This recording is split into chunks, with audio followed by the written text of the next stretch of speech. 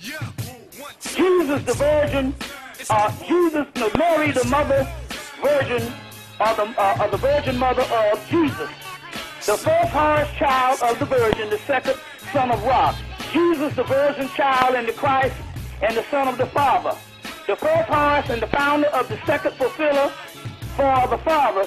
Jesus, the founder, and the Christ, and the fulfiller of the Father. The two mothers of the Christ, Horus, Isis, and Nephthys, who were the two sisters. The two mothers, and the Jesus and the child Jesus, who were sisters. So this thing goes on and on. Isis taken by Horus in adultery. A woman taken in adultery. In adultery with Seth. So this stuff goes on and on. Sarah, the foster father of Horus. Joseph, the foster father of Jesus. And it goes on and on and on the parallels of Horus and Jesus. And if you go to India, Krishna has the same parallels. Sut and Horus, the two opposers. Satan and Jesus, the two opponents. The two opponents. Osiris, whom Horus loved. Lazarus, which is another word for Lazarus, who Jesus loved, because Lazarus is Osiris. Osiris, perfume for his burial. Jesus anointed with odor filled the house. And this stuff goes on and on and on. Horus, the good shepherd with the crook and the crook in his shoulder. Jesus, the good shepherd with the lamb kid on his shoulder. This stuff goes on and on in the appendix of Ancient Egypt, Light of the World by Gerald Massey. There's volume 1 and volume 2, but if you go in the appendix, it's 5 pages or more, maybe 10 pages on the parallels between Jesus and Horus. So I heard some white boy came on there, was challenging some of these new people was challenging them and told them to prove that Jesus and Horus was the same, and none of them niggas couldn't say nothing because they don't study. I could have told them, look, get that white boy the scholarship. Give him Jeremiah's Light of the World, volume 2, and he will see the parallels between the two. Now, let me go into this Baphomet thing. The where that comes from. Y'all all right? Yeah, we good, bro. Yeah, we good. You hear me? Yeah, I got you. Yeah, we good money. We hear you. Okay, let me go in this. The people just gonna have to rewind this and play it over and over. You see what I'm saying? But let me go into this Baphomet thing for you, so that you'll understand. The Baphomet is and this is interesting. You need to get a book called The Sufis by Idris Shah. That's Idris Shah.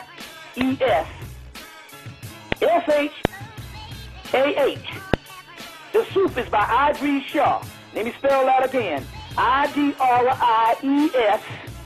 Last name is Shas. Idris Shah. Introduction by Robert Graves. This is a groundbreaking monumental book that appeared on the scene in 1964.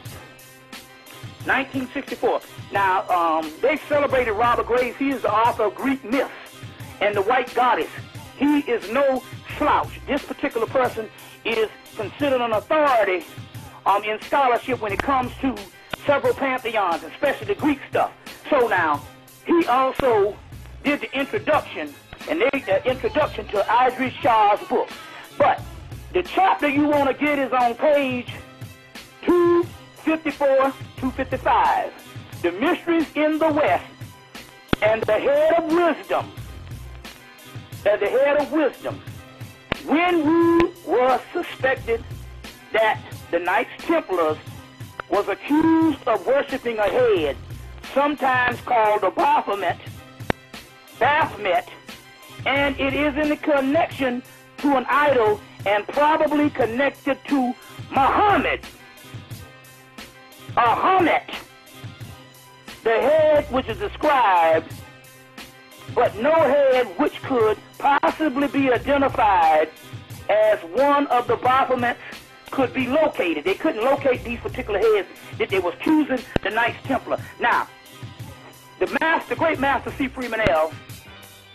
teaches us that the Knights Templars was set up by the Moors. Well, you say, well, the Moors was Islamic. Knights Templars was Christian. How could the Islamic set up that? Remember now, the Moors only used Islam as a tool of conquest to go in Spain in the 8th century. They came in with various versions of Hebrew, which the Kabbalah was started in Spain. Moses de Leon, the first book, the Zohar, is a Moorish document. They dealt with various versions of Christianity, various versions of Islam, various versions of ancient Egyptian, East Indian, you name it. They took the science from around the world and took it up into Spain. So they set up the Knights Templar, and the word Knights is another word, not for the night as far as darkness is as the night, but the night as black as the blackamoors. To be a knight was to be black. You see what I'm saying? So they set up the Knights Templar. Now, in so many words, the Knights Templar, when they set this word up, they venerated a goat. They venerated a version of the goat god Pan, which was, remember, Saturn, the black planet, Osiris, god of the perfect black. Y'all still on? Yeah, hello? We got you, Bobby. We got okay. You. We got so you. they venerated, and venerated for those people who don't know, they raised up this symbol of the goat god Pan to honor their teachers, because the goat god Pan is after Saturn. Saturn is the black god. So Capricorn. So the goat to venerate that as the god of darkness, or Saturn, the dark planet, or what they call the black coalman.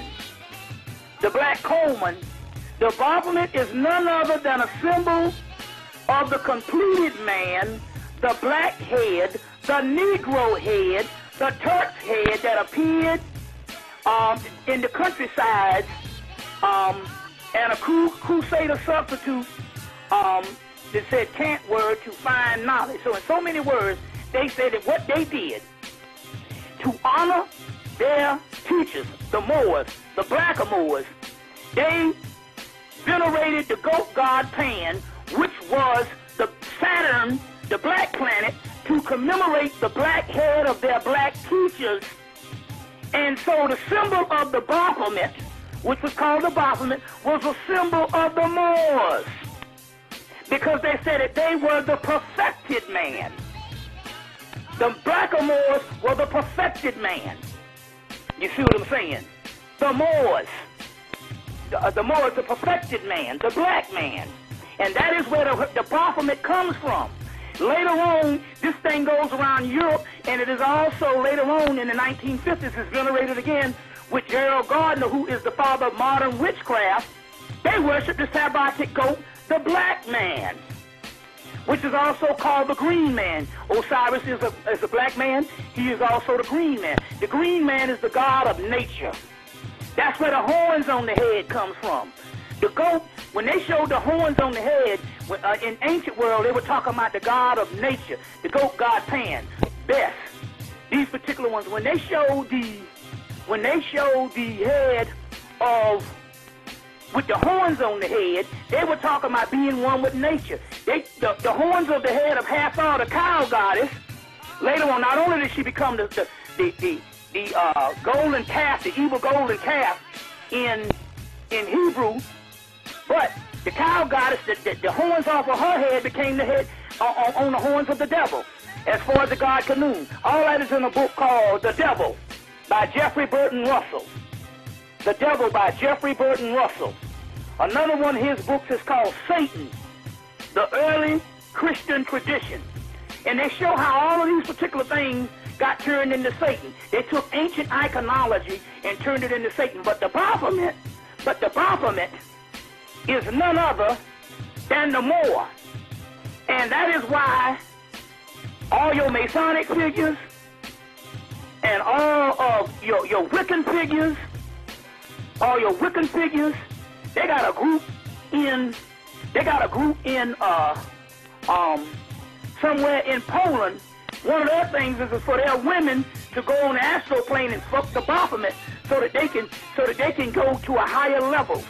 The Baphomet is none other than, number one, all the Baphomet, Jesus, and all that's the same thing. But they're talking about ultimately the nature and the energy of the black man, and ultimately where you get the Baphomet that later on the goat god, the one that was drawn by Lippius Levi in the 1800s, that particular one that was drawn by him, I don't know if it was 1700, 1800, I think it was 1800. I have to go back and check. My mind is going to blink. But that's the standard one now. And then later on, the Baphomet was drawn by H. Geiger. H. Geiger drew the book in the 1970s called the Necronomicon. And he draws the Baphomet and he puts dreadlocks on the Baphomet.